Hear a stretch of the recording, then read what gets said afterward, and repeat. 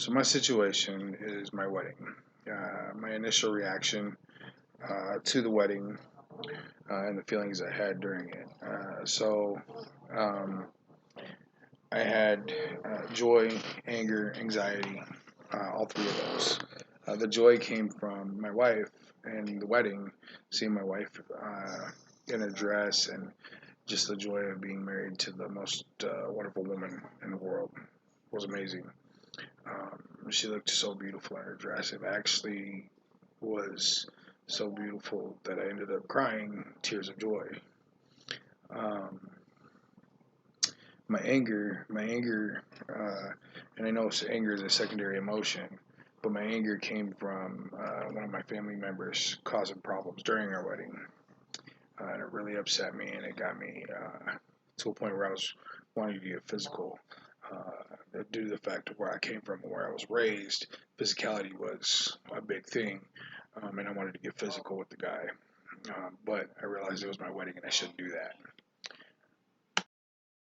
My other one, the anxiety came from trying to make sure everything was perfect for the wedding. Um, I was so anxious that I ended up drinking before my wedding. Not always a good thing. Don't suggest doing it. One of the theories is to identify your feelings, or being able to identify your feelings. And I can identify my feelings very well. I always know what I'm feeling. Sometimes I just don't know how to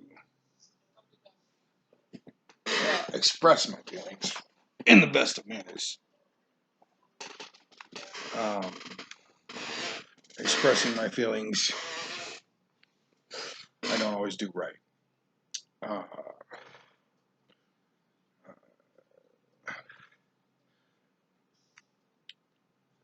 and that being one of those reasons being like I've never had somebody there to show me or tell me that it was appropriate to express my feelings. I've always held my feelings in.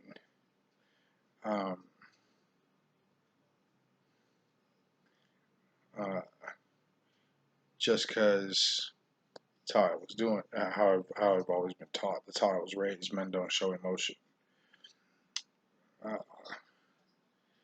Now I do own the other one, or a third one would be to own my feelings. Uh, I do own my feelings, um, but I don't. Like I said, I don't like to express them. And that being because that's the way I was raised. Men don't express emotion. Period.